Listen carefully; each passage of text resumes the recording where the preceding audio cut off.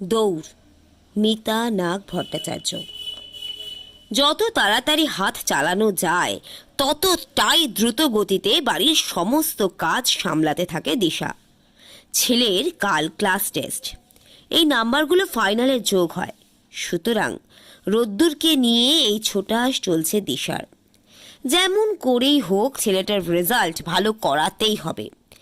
গত বছর যাচ্ছে তাই হয়েছে, 1 থেকে 10-এর মধ্যেই নেই। আকাশের দিকে তাকিয়ে মনটা থম মেরে যায়। আকাশ জুড়ে পাখি উড়ছে মন্থর, মেঘ জমেছে কালো হয়ে। যদি বৃষ্টি নামে তাহলে চিত্তির এই রাস্তার যা অবস্থা হয়। ছেলেকে তাড়া লাগিয়ে ওঠাতে গিয়ে থমকায় দিশা। গা যেন গরম গরম। গত 2 দিন বৃষ্টির মধ্যেই ছেলেকে পাঠিয়েছে। জলো হাওয়া গায়ে লেগেই বোধ হয়। কচি শরীর। একবার তো মনে হয় থাক, পাঠাবে না। কিন্তু এক অদ্ভুত ব্যাপার, ঝড় জল বৃষ্টি মানে না কোনো গার্জিয়ান। ছোট্ট গিনিপিকদের নিয়েই দৌড়ায় সব্বাই। অ্যাবসেন্ট হলে রেকর্ড খারাপ, অ্যাটেন্ডেন্স সর্বোচ্চ হলে বর্ষ শেষে প্রাইজ মিলবে। জীবন মানেই তো কম্পিটিশন।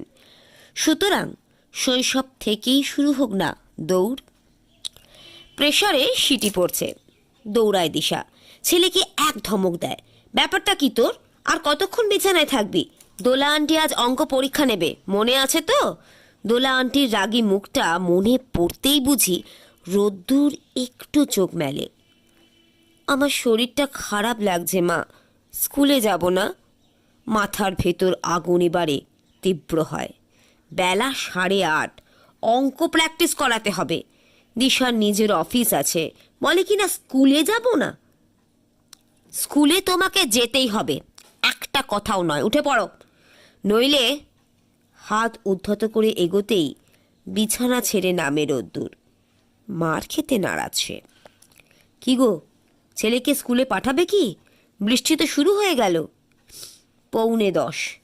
টিপ টিপ বৃষ্টি চলছে, সঙ্গে ছেলের ঘ্যান ঘ্যান।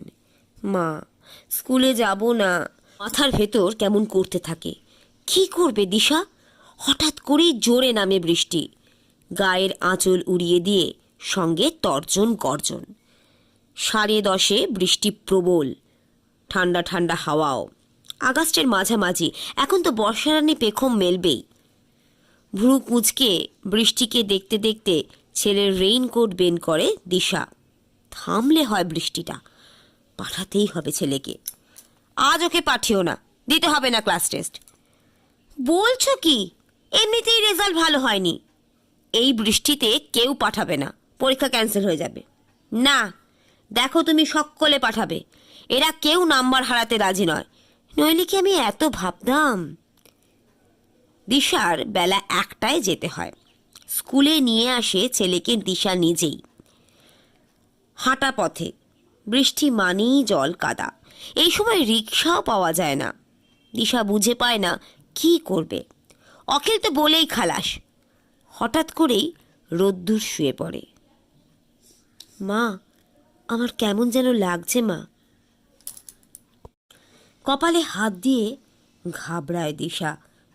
ভালো গরম, বৃষ্টির তোড়ও বাড়ছে, ছেলের গায়ে তাপও যেন বাড়ছে পাল্লা দিয়ে। ফোন করে সোহমের মাকে, ক্লাসের ফার্স্ট বয়। ওমা, পাঠাবে না কি গো? আজ ম্যাথ ক্লাস টেস্ট। আমার ছেলের গায়েও টেম্পারেচার আছে, তো ট্যাবলেট দিলাম, এক্ষুনি বের হচ্ছি। বলেন কি মহিলা, এই প্রবল বৃষ্টিতে বেরোচ্ছেন?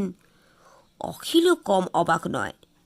দিশাও একবার উদ্যোগ নেয়, আবার ছেলের মুখের দিকে তাকিয়ে কেমন মায়া হয়। আমাকে পাঠিও না মা। পিছিয়ে যায় দিশা।